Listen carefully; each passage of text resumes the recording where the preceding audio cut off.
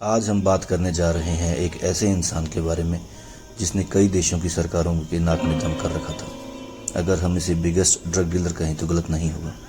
एक drug dealer का नाम सुनते ही जहन में सिर्फ एक ही नाम आता है, पाब्लो का, जिसने एक बड़े पैमाने पर ड्रग की तस्करी की।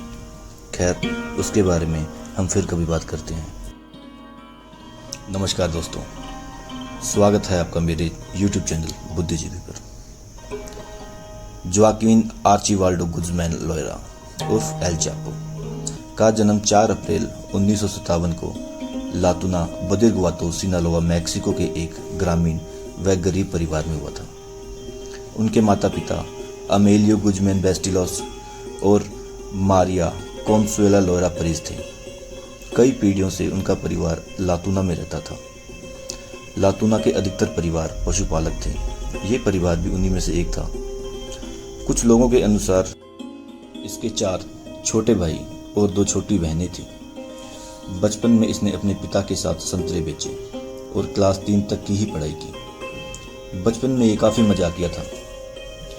इसे अपने पिता द्वारा नियमित रूप से पीटा जाता था।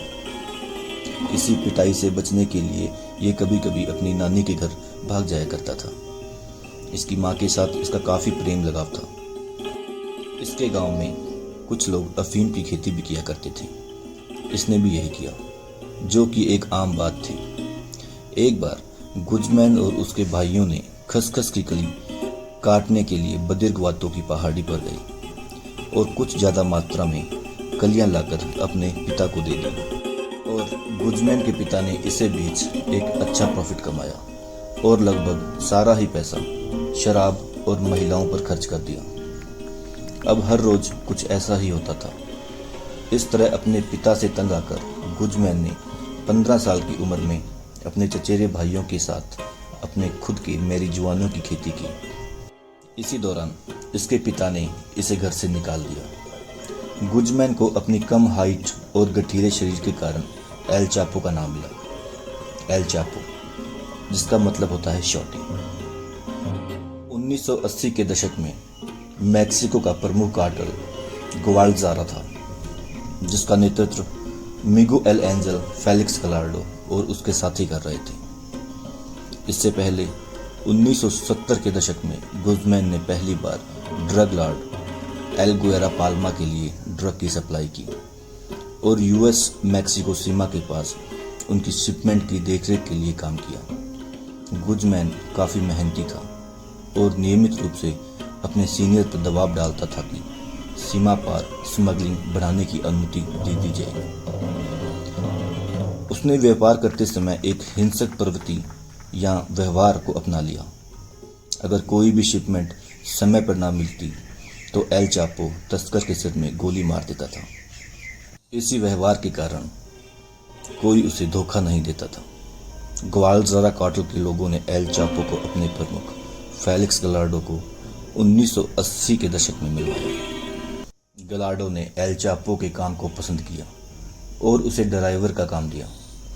अब एल चापो ने कोलंबिया से मैक्सिको तक जमीन, हवा और समुंदर के रास्ते ड्रग की सप्लाई की और पूर्ण रूप से गलार्डो के लिए काम करना शुरू किया। एक DEA एजेंट एनरिक कैमरेना साल्जारा एक मुखबिर के रूप में काम कर रहा था, जो फेलिक्स गलार्डो और कई ड्रग डीलर का करीबी हो गया और सूचना देकर फेलिक्स गलार्डो के मैरिजुआना के बागों पर छापा मरवा दिया। इस तरह धोखे से क्रोधित होकर फेलिक्स गलार्डो ने फरवरी 1985 में कैमरेना का अपहरण कर उसे मार दिया। इस तरह की छापेमारी से एल चापो को बड़ा फायदा हुआ, क्योंकि 1989 में फेलिक्स गलार्डो को पुलिस ने पकड़ लिया और सारा काम एल चापो के पास आ गया।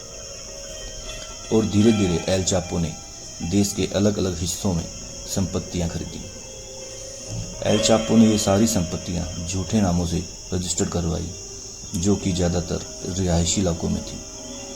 उनका उपयोग एल चापो ने हथियार और पैसा रखने के लिए काम में लिया। एल चापो के पास पूरे मैक्सिको में खेत भी थे, पर ज़्यादातर सिनालोआ, डुरंगो, चिहुआहुआ और सोनारा राज्य में थे। जहां अफीम और मैरिजुआना की खेती किया करता था। साल 1987 में पहली बार एल चापो का पता अमेरिकी अधिकारियों को लगा और कई गवाहों ने अमेरिकी अदालत में गवाही दी कि एल चापो वास्तव में सिनालोआ कार्टेल को चला रहा है। एरिज़ोना राज्य की जारी एक रिपोर्ट के अनुसार आरोप लगाया है कि एल चापो ने 19 अक्टूबर 1981 से 18 मई 1990 तक लगभग 2000 किलो मैरिजुआना और लगभग 4700 किलो कोकीन की तस्करी की और लगभग 1.5 मिलियन अमेरिकी डॉलर प्राप्त की।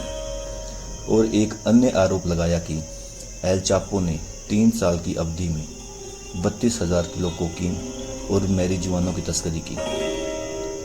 एल चापो ने सुरंगों द्वारा और विमानों द्वारा कोकीन और मैरिजुआना की सप्लाई की और बहुत ही पैसा कमाया। एल चापो पहली बार 1993 में ग्वाटेमाला में पकड़ा गया और उसे 20 साल की सजा सुनाई गई, पर एल चापो ने जेल अधिकारियों को रिश्वत दी और 2001 में जेल से भाग निकला। अब मैक्सिको और अमेरिका ने मिलकर एल चापो पर 8.8 मिलियन डॉलर का इनाम रखा, जिससे एल चापो की सूचना मिली और सन 2014 में मैक्सिको में इसे फिर से पकड़ा गया। पर 2015 में अपनी सेल से इसने एक सुरंग खोदी और उस सुरंग से ये फिर से भाग निकला। 2016 में इसे मैक्सिको अधिकारियों द्वारा वापस पकड़ा गया और इस पर सिनालोआ कार्टेल को चलाने व हत्या और मनी लॉन्ड्रिंग, कोकीन व अन्य मादक पदार्थ की तस्करी का आरोप लगाया गया और इसे अमेरिका भेज दिया गया। आज एल चापो यूएसए में कैद है। एल चापो पर पंजाब के मशहूर गायक सिद्धू मूसेवाला ने भी एक गीत गाया है।